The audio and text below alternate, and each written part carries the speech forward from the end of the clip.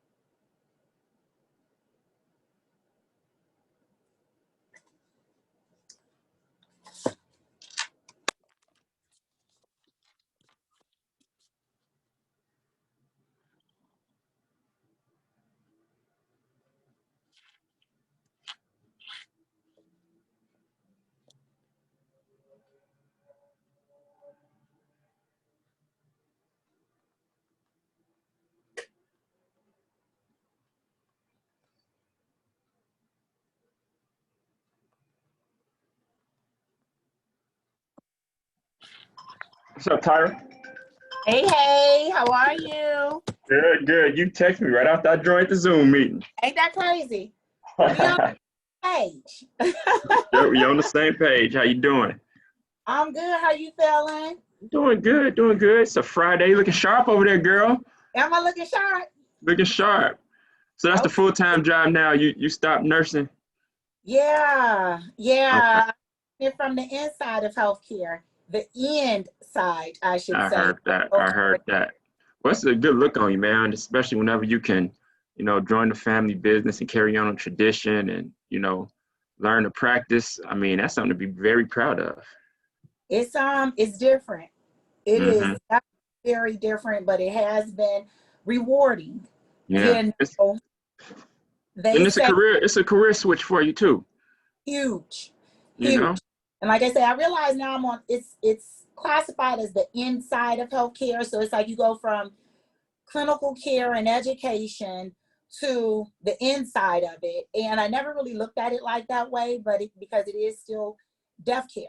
We are still caring for people. And of course, a lot of times there is healthcare all up and through it, whether they were at the emergency room and it was an immediate trauma, or whether they were sick and under their doctor's care. It's all connected, you know. Mm-hmm. So the relationships and everything, they're still very much intertwined. So the way that I still feel connected to that side of my healthcare. And then Mm-hmm. just the pathology and all of the matters of microorganisms and pathology and microbiology and chemistry and all that goes with it in the back. Ooh-wee. Yeah. So how many classes did you have to take before you Program. say it again? I can give you the count. Within the program, 16. 16 classes. And how long did it take you, Tyra? For the prereqs that needed to be done, even though I had been to college, for the prereqs that needed to be done for the program, it was 2 semesters, or rather a year prior. So with the program and the year prior of doing their prereqs, 3 years. 3 years. Since, Wow. You yeah. did that, Tyra. I'm proud of you, girl. I'm proud of you. Thank you. Now listen, are you guys just overwhelmed with, the amount of like families you have to accommodate now that the coronavirus has hit and a lot of deaths are taking place? I mean, did you guys see like more business because of that? You know what? I think, yeah, definitely for sure. But things have slowed down now. You're not seeing as many deaths as Mm-hmm. you are seeing, people with COVID cases that are recovering. So here's my question. Here's my question to you. So from when the coronavirus first like really hit America hard, like in March, I remember like the middle of March is when they shut down schools and put the shelter in place order and the social distancing orders in place. And every day on the news, they're reporting all these high number of deaths from COVID. Like, so from March until I say probably until about, April, May, where things started to lift a little bit. So I guess from March to May, like how swamped were you guys? Busy all the time. We just got our first break about July. July is when we started to get a break. Okay. But from then until about July, pretty swamped. That's why, I always say to people, we appreciate when we get break. Yeah, horrible mess. Yeah, a child's father. Oh, good afternoon. Good afternoon, Joy.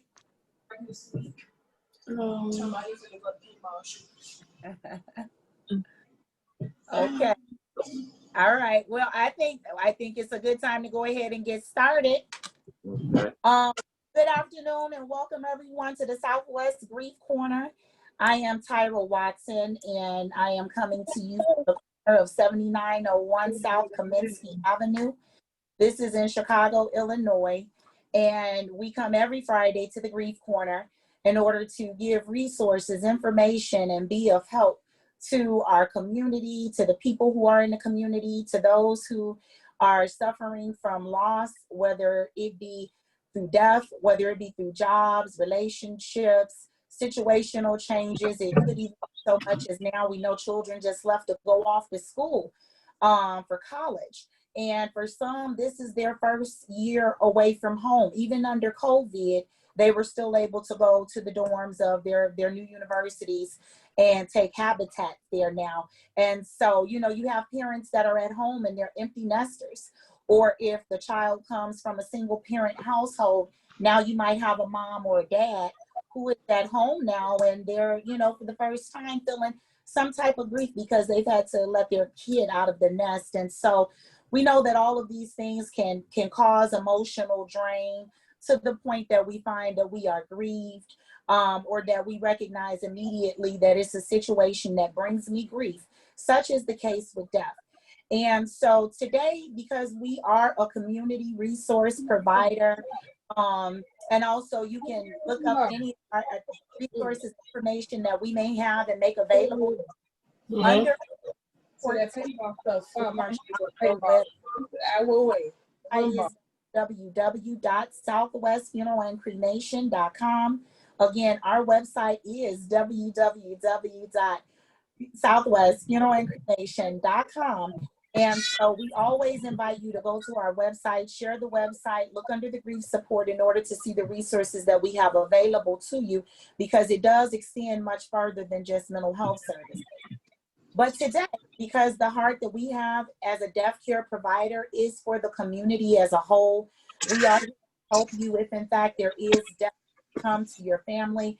But in the meantime, we're here for the living, try and be a resource. And one of the things that we considered, we know that this is COVID. We know that we are in the middle of a pandemic. There are many children that were able to go off to college, but there are more that are at home. And then if we take the span of college children or young college adults down to kindergarten and preschool, we have a lot of kids, millions of kids who are at home. And as we recognize that also in the middle of this pandemic, that we have those same children who maybe lost grandparents or parents to COVID. And we know that there is, especially here in Chicago, a lot of death.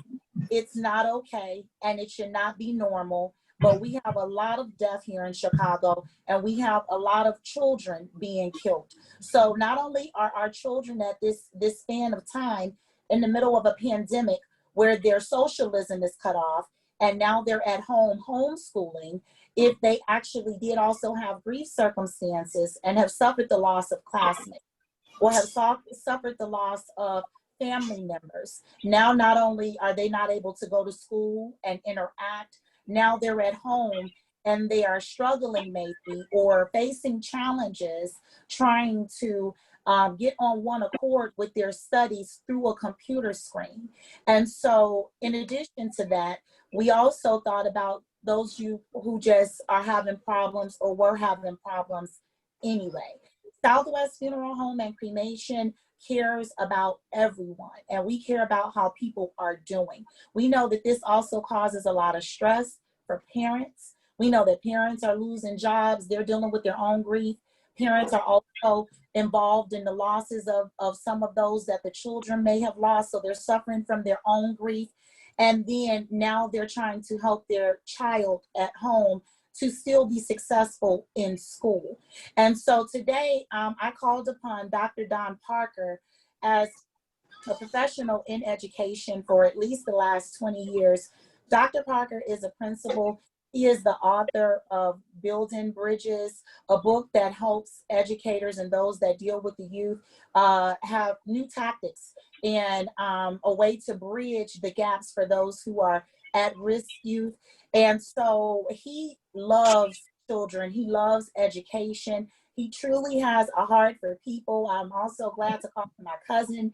And today he came on to help us out so that we can help Chicago and wherever you may be, to be able to give you this information, to be able to help you. Because as those parents and those children are now at home trying to be successful in this school year, we do know that there are challenges. If you guys have questions, you can feel free to ask Dr. Parker. If you all, want to just know about things, he's here to do that for you. And if you all just want to listen, that's okay. So he's going to give us advice. He's going to give us some tips.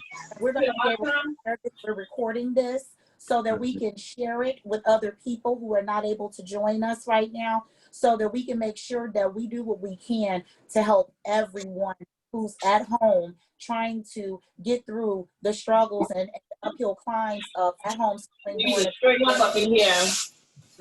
Just those who are already, again, at-risk youth. Okay, so thank you for joining us today. Dr. Parker, I'm going to turn it over to you. You can, further yourself. Okay, thank you, Tyra. Now, are you near your computer as the host? Tyrone here. And can you mute Joy's microphone? Okay. I think she would do it, but she told me that she put in the chat that she was just learning how to work Zoom, so she probably don't know how to mute herself. There you go. Okay. Thank you, Tyra. I appreciate it. And first of all, I have to compliment Tyra, because before, the call officially started, I was asking her some questions about the career switch that she's made. So I'm extremely proud of her, not only because of the technical knowledge that she has to do mortuary science, but also just the compassion that she has, because, sometimes we know about doctors who are excellent at what they do. However, they may not have what you call that bedside manner. Tyra, she has it all. She's the total package, as long as I've known her, she's always been a great person. And I think that the qualities that she has as a person just even helps her be more effective as she cares for the families who are grieving because they have lost the loved ones. And so her business is excellent. I definitely have used it several times because, I've suffered some loss in my family, and Tyra knows because, we're cousins. So, when we suffered deaths in the family, she was right there, not only as a family member to comfort me, but also her services. So, unfortunately, it's normal for older people to pass, but unfortunately, younger people are passing away. We watch the news over and over again in Chicago and hearing about the untimely death of people, and a lot of which are innocent victims to a lot of the violence that takes place here in Chicago.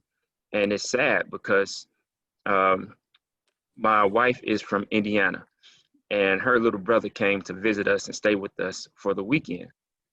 And we were watching the news, and he said, Don, he's like, man, I can't watch y'all news. It's so depressing.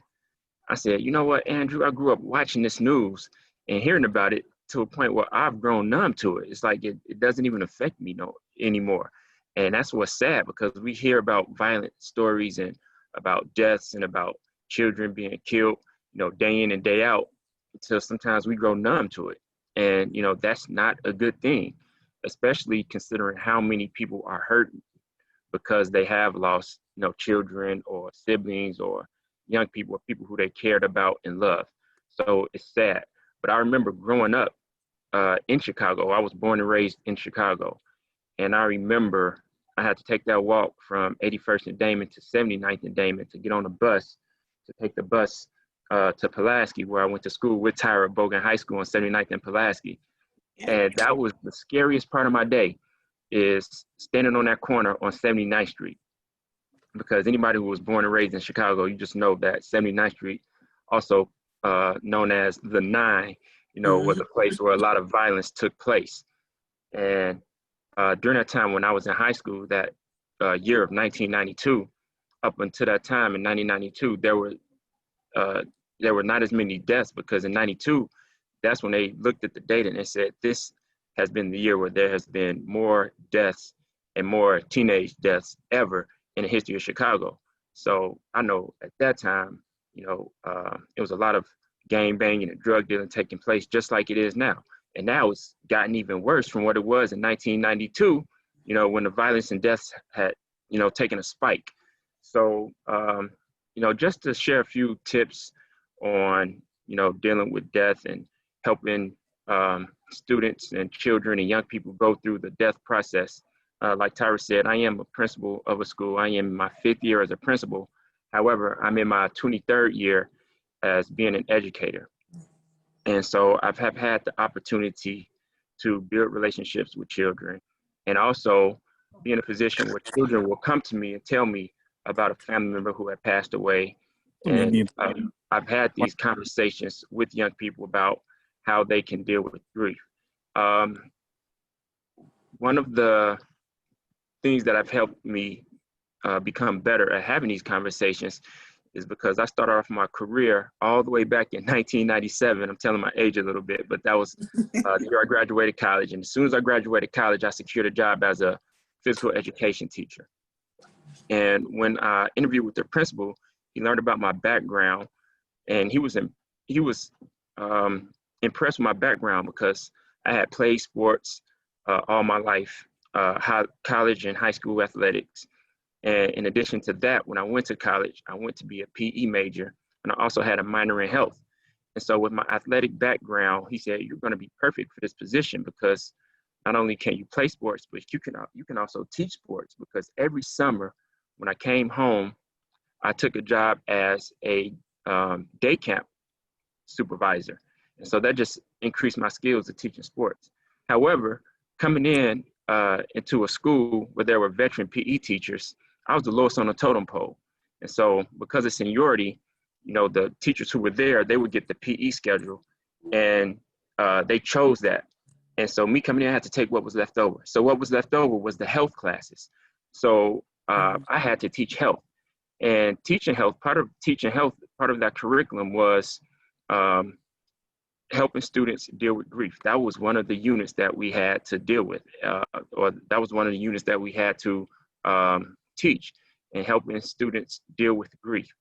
And so I became, you know, very good at talking students through these issues of, you know, building their self-esteem, grief, refusal skills, how to deal with peer pressure. But grief was one of the units that we spent a lot of time on, because, like I said, students had the experience of their parents dying, or their classmates, children who they knew, who they were close to, family members dying because of violence. So I just want to share a few tips. I won't keep you long. It's a Friday afternoon. So I will just share just a few quick tips. All right, the first thing that we have to do is just get used to talking about students and just using clear words when we talk with children. So, you know, just even having to break the news to them that somebody has died, you know, we have to just approach children. One is approach children in a caring way and use words that are simple and direct, like words like, I have some sad news, but, you know, someone has passed away, or your grandmother has passed away, or I learned that, you know, your close friend have passed away. And then pause and give a child a minute to think about it and, you know, reflect on what's happened. And then at that time, is step two, after using clear words, is just listen and comfort the individual. Every child reacts differently.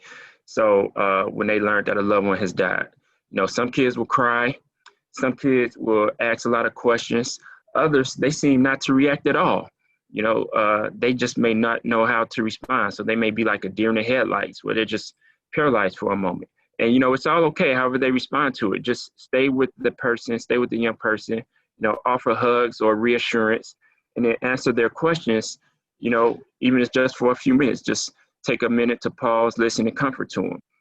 And then you have to help them put their emotions in words, because a lot of children, at this stage may not know how to put their feelings in words, and it may come through actions. A lot of students speak through actions, and they can start behaving or acting in a way that's not always healthy. So what we have to do is have them express their feelings, not through actions, but through words. And so the way we do that is encourage kids to say exactly what they're thinking and what they're feeling. We have to encourage them to talk. And this may, be days, weeks, months. This may be a long process for children to be able to, clearly express how they feel. So then what you can do is model this for them. And the way you model this is you talk about your own feelings. It helps students to see just exactly how we need to do this. And, we have to be aware that kids may feel comfortable with what they need to say and others may not. So you have to say things to children, like, for an example, I know you're feeling very sad. I'm sad too. Or, I know we love this person, and it's okay to feel hurt. It's okay to feel that pain. It's okay to talk about it. You don't have to, keep your feelings inside. I'm here to talk to you about it, and you should be able to express yourself and talk about where you're feeling. And then next, we have to tell children what to expect.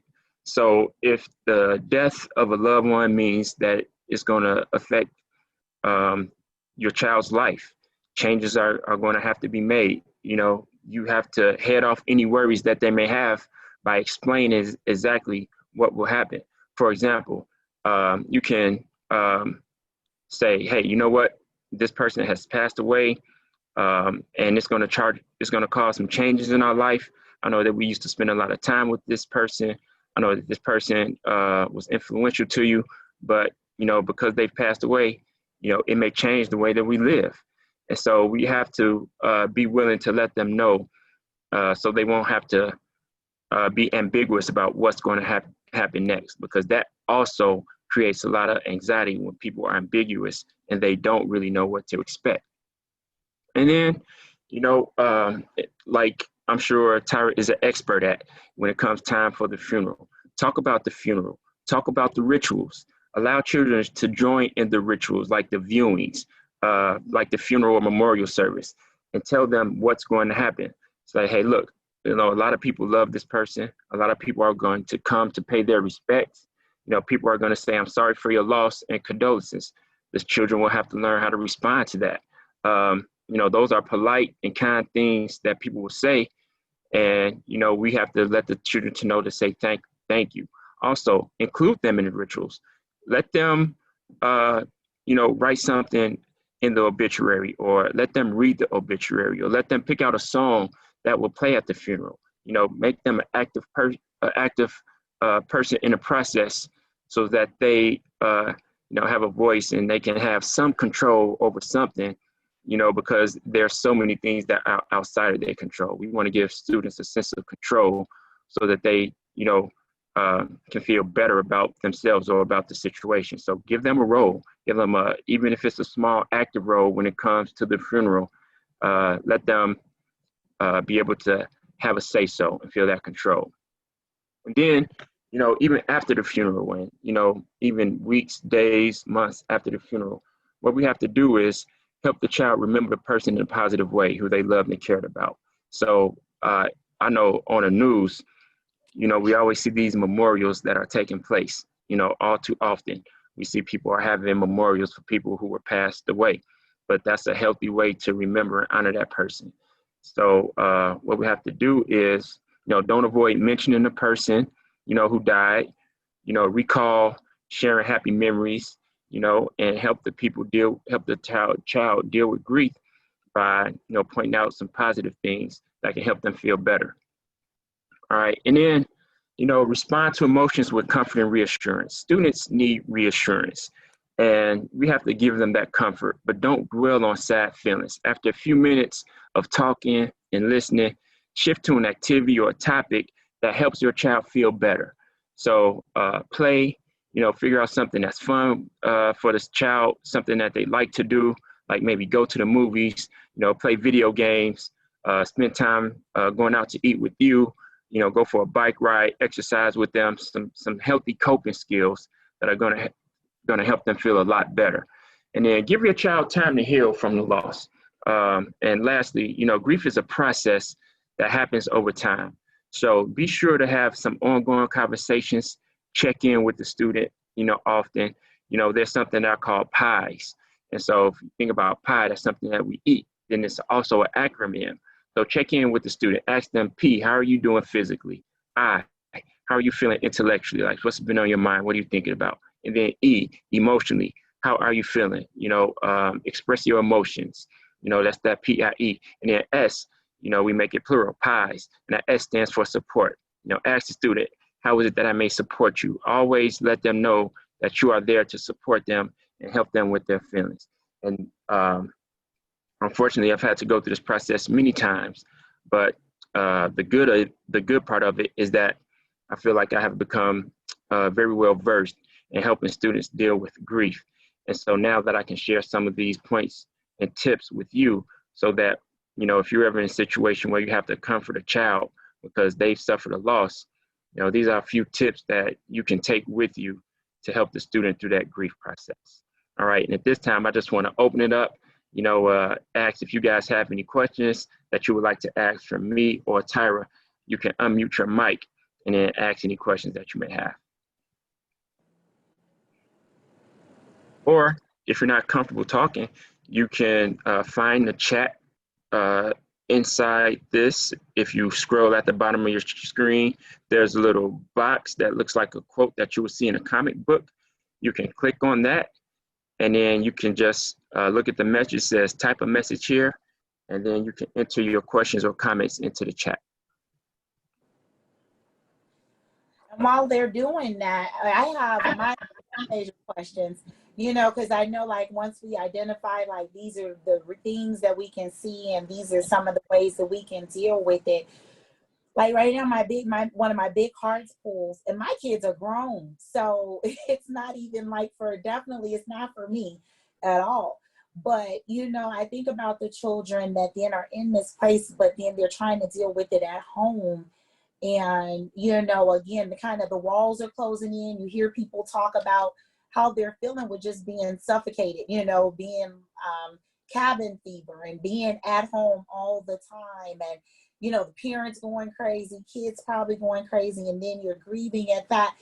What are some of the ways to help the kids get through this while now, they don't have the outlet of coming to school? I know they still get to talk to you guys as educators through the different, social mediums and things. Sure. But then, like, day to day, just between the parent and the kid, what are some good ways that they can help each other, or the parent can help the kid, and things that they should maybe look out for since it looks a little different? Well, it's a few things, Tyra. I can't remember how many years ago back this was, but when it really hit home for me, where I told you earlier, I used to get numb to hearing about all the students or all the kids that were being killed because of violence in Chicago. But okay, I can tell you exactly when it was, because I remember it was a 8-year-old kid who got shot and killed execution style because of a gang war that was going on. Yes, I remember. The young boy at the time was 8 years old, so that means it was 5 years ago. Yeah. So at that time, I had two connections to that, because the kid got shot and killed 2 blocks from where I grew up from on 81st and Damon.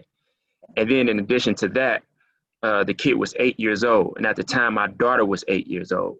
And so I really grieved that when I heard about that young kid being killed, it touched home because I said, my daughter is 8 years old. And as a matter of fact, this happened 1 block up the street from where I grew up with.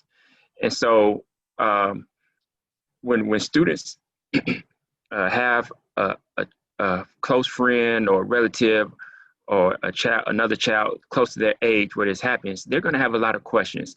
And you're right. What they really need is assurance that, parents have to say, you know what, I'm going to do everything I can in my power to keep you safe. I know this is something that happened, and they have to be reassured that they have a protector. They have somebody that's going to teach them to be safe. About the police violence, how you have the talk about how do you interact with police. It's the same thing. Parents have to have the talk with their children. Like, it may not be safe to play on a front porch at this time. So a lot of children may be inside when, they don't have the luxury like us. When we grew up, it was safe to walk to school. It was safe to play in a park. It was safe as long as we knew we had to be in the house before those street lights came on. It was safe for us to be kids and playing in the neighborhood. So it's just that reassurance that we're going to do whatever we can do to keep our child safe. We have to talk about things that they can do to lower the risk of them being a victim, of gun violence.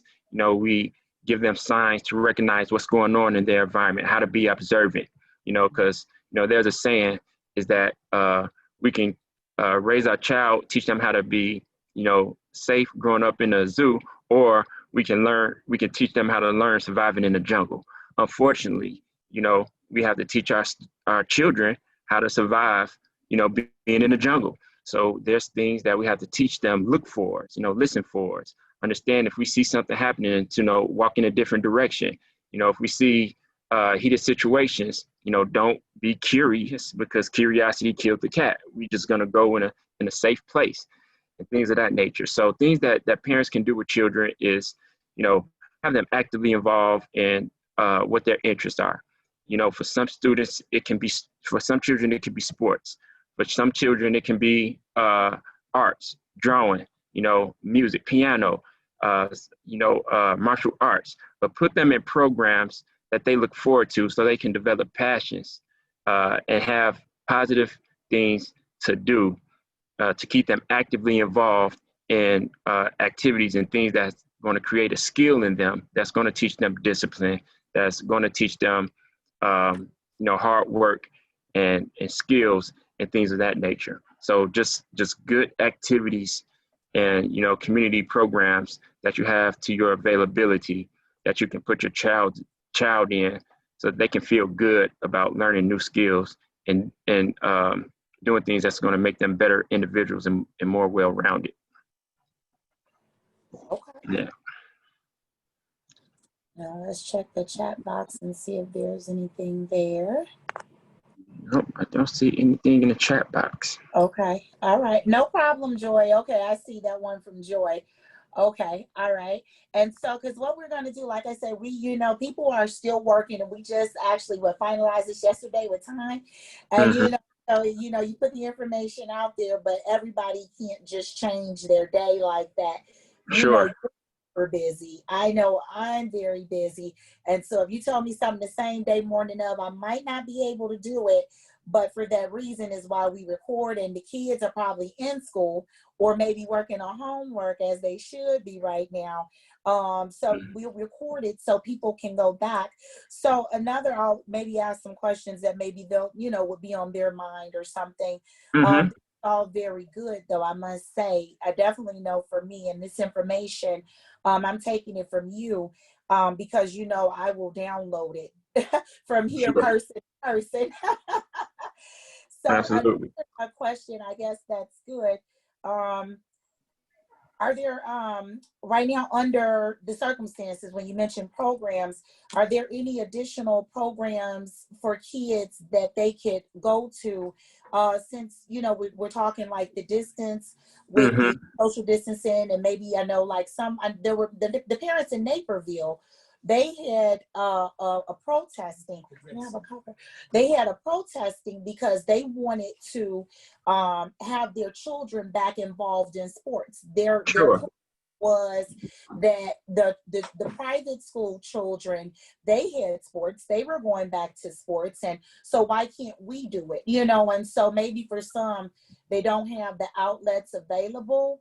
How do we maybe deal with those children, or what do you know any programs that are available to kids that you can extend out to, Of course. to the families? Absolutely. So yeah, of course, everyone has to follow CDC guidelines and participate or even sign their students up for things, based on their comfort level as it relates to COVID-19 and the coronavirus.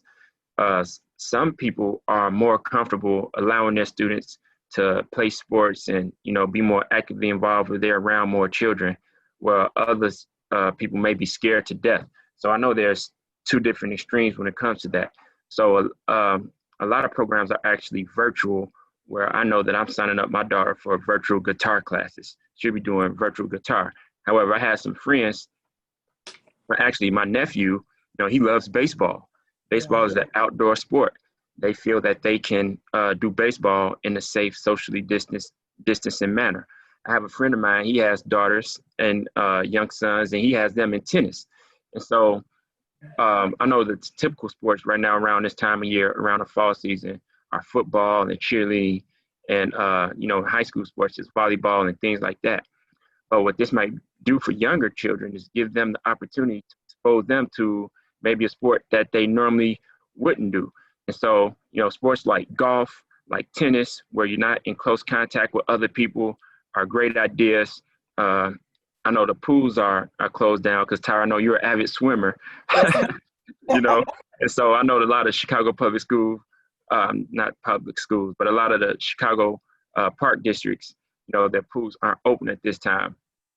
But even, like cross-country running, jogging, just activities that are safe to do outdoors. And then if sports programs can use even more safe socially distancing measures, like requiring students to wear masks and things like that when they participate, it's opportunities to do things like that.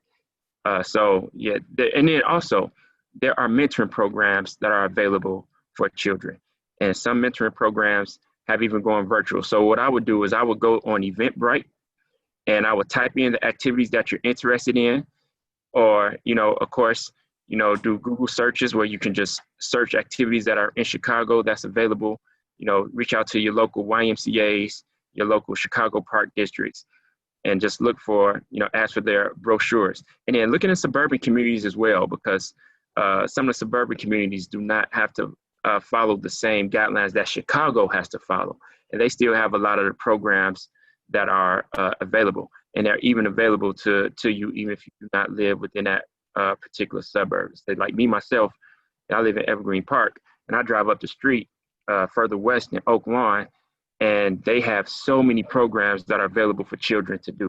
So just we can broaden our scope outside of Chicago and look for communities and suburbs that are still running sports programs, youth activities, and things like that. And also look to Eventbrite for mentoring programs, because people are wanting to provide this service to families and to children, because they know how important it is that students stay actively engaged. Yes, that's very good. I think we have a comment from Joy. Joy, I did see you, so let's take a look. Okay. She says, I recently lost my son to a tragic car accident June 20th. He was 28. Every time I hear of a person dying in a car accident, it takes me back to that day. That's called trauma. And what you experience is called post-traumatic stress. My youngest son, who is 14, has woke up in the middle of the night telling me he has seen my son's shadow. I told him his brother loved him, and if his spirit appeared, it was only to let him know he's okay. And so me and Tyra, we have the same grandmother. We call her Big Mama. And she was blind. But one thing that we would say about Big Mama, she was very spiritual. And we could say she was blind in her eyes, but she sees in the spirit. And some students or some children, they may have that gift where they can sense a loved one, and they can sense their presence. So it's totally normal, what your son is feeling. And it's totally normal for you, because that's still fresh. they say time heals all wounds, but sometimes it takes more time for others than it does for another individual. So yes, you're still grieving, you still feel the pain, and every time you hear about that car accident, somebody having a car accident, that's totally normal because it's a fresh reminder of how your son passed. So first, let me say I'm sorry for your loss. Sorry for the pain that you've suffered, and I'm going to keep you in my prayers. And if you and your son need some counseling, if you're dealing with grief and it's not going as well, if that grief process is being prolonged and you still feel that pain, maybe reach out to Tyra, because I'm sure that she knows a lot of counselors, community programs that offer grief counseling. Sign up for counseling because it feels better when you can let those feelings out and talk with somebody through those feelings to help you process them. Absolutely. Absolutely. Don, he did say it best. A lot of great things there and all very true. Ms. Joy, on our website, which is www.southwestfunerallandcremation.com. Again, it is Southwest Funeral, www.southwestfunerallandcremation.com. Under our grief support tab, we do have a multiple of different actually grief support extensions, resources for children, teen groups, teen camps. One of them definitely is virtual, so it can be very convenient for him. And yeah, if possible, especially for those things, you can kind of sit in and see what they're giving him, and see maybe what he wants to talk about, and or he's able to do it without, you being there, but still, the support is rendered. But definitely would be good. One of the other ways to assess whether or not you guys are doing okay, yes, I will put the website in the comments for you. But another way for sure, whether or not you guys are actually doing okay, is just simply being that you're still able to continue moving forward, even though, the days are dark and there's a lot of dark moments, throughout there should still be some reflection on the good times. There should be thoughts and my reminders of how great your son was and what a beautiful person he was, and talk about how much you all loved him. Then talk about the things that made you all laugh, and the things that he did to make you all laugh. Remember that, because in that it should make you feel better in that moment. So as long as you're having good moments, then we know that we are going through what is normal. It's normal to possibly have days where you just cry, and where you feel upset, and, where you maybe can't sleep or you don't eat. But if it's like that every day, then definitely for sure we would be concerned about, slipping into depression and all that, dark depression and chronic depression can bring. Other than that, we're going through what is very painful process, a very, very painful process. And that is your son. That's his brother. They were close. It really doesn't get any tighter than that. And trying to break that attachment, and suddenly, he was just there.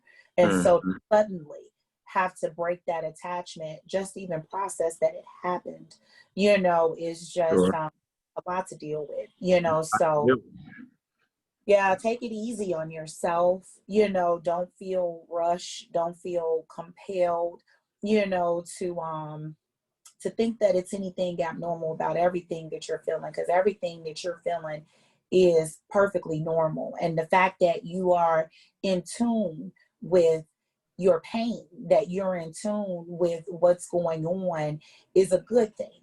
You're not so numb, and so while you're hurting and you are numb, you're not numb to being able to recognize how you're feeling. And so these are good signs. It's going to take time. Like Dr. Parker said, it is a process, and that in that process, you're going to have a long journey ahead, because time may heal all wounds, but certain wounds are going to take more time than other ones. And this one cuts deep. And so with that, then you definitely are going to have to be very, very patient with yourself. And I'm that your son is feeling in some way connected, his brother, Yeah, that probably is giving him some comfort. But I would definitely put in our website for you guys. That's good. Let me open up the comment box so I can see you here. Yeah.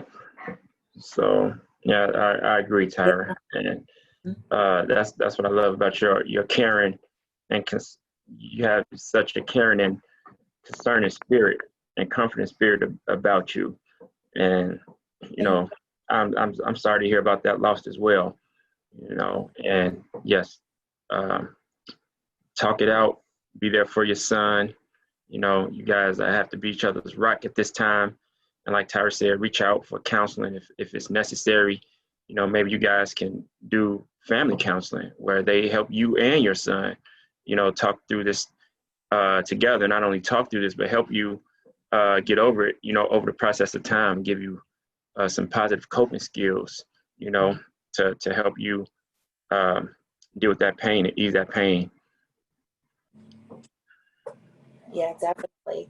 Thank you for sharing your story, Joy. You can always pick up the phone. Our phone number here is 773-424-3151. Again, our phone number is 773-424-3151.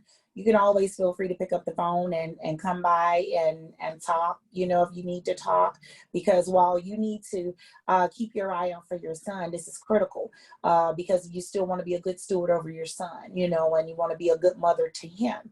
Then there's still you, which is why it was important to do this segment, because we do consider what adults are feeling, and we're always talking about different grief areas and things like that.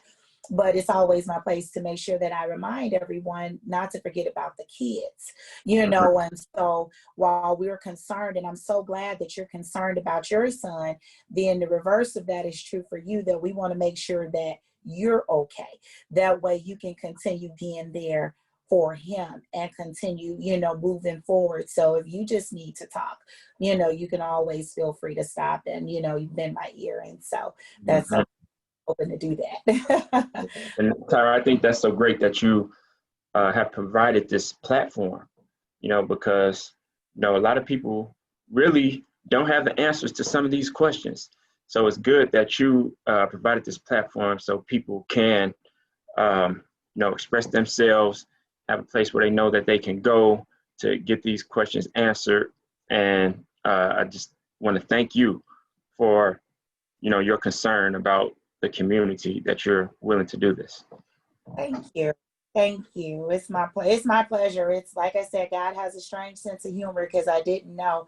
When you're little, you don't know these things. You know, when I was, you know, even your son's age, I didn't know these things, you know. And so it's just amazing to me that this is what it is. And so I just feel compelled to help.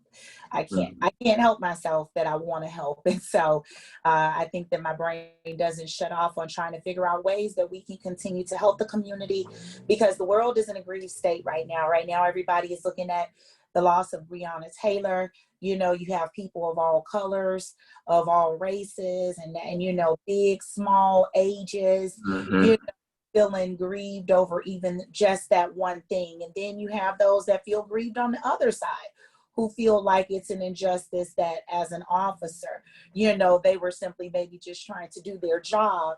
And now, you know, this is the lack that they get. And officers that are, you know, not, I don't know about these officers, but just speaking generally, you have a lot of great police officers. My dad was a police officer. Obviously, I have cousins in law enforcement and family in law enforcement. You have the other side, which is that there are great, you know, there are good cops, you know, and things like that too, that have to take on the stigma, you know, that goes with maybe those stories that are not so good. So even when it comes to that, the world is in a grief state, you know. Then you have the pandemic, and then you just untimely death, like you know, accidents, you know, and things like that. They left the house, they were supposed to come back, you know, or whatever. No one, they were at home, but yet and still in their home, they were violated. Those are not things that I can digest. And I'm doing it in the middle of a time where I'm losing my job, or concerned about my job security, maybe or maybe not being, you know, foreclosed on or being evicted. the world is in a very heavy-hearted state, and I'm very sensitive to paying attention to these things because, Mhm. you know, I'm a personal person. And so I just look at the layers, and I'm just trying to, because we are a funeral home, we are a death care provider, we are then obligated to serve our community. And to me, the best way to serve our community is to attack the things that they're dealing with day to day. You Sure. know, we have millions of children and parents and teachers and educators and, you know, those that deal in youth programs and such. They need help with this information because we're in an unprecedented time. And And so, and you said something key right there, Tyra, is, you know, how do we deal? It's like, how do we deal with this, you know? And so, yes, we have to face our problems head on. But at the mhm, same time, sometimes, you know, once you fight, you're going to get tired of fighting. And so you're going to have a healthy coping skill. And so what you're also going to need is a healthy release. You need a healthy release. Sometimes you just need to, you know, step back, relax, practice self-care, practice self-love, you know, do a fun activity that you enjoy, or, you know, get some rest, you know, make sure you're eating well, sleeping well. And, you know, you have to say, all right, now it's time for me to not focus on all this, but then focus on myself. What can I do that's healthy for myself? So you're right, Tyra. You know, people have to, you have to, you know, put your self-care as a priority in dealing with what we're going through right now. yeah, very important. I, yes, yes, yes, Joyce talking to us.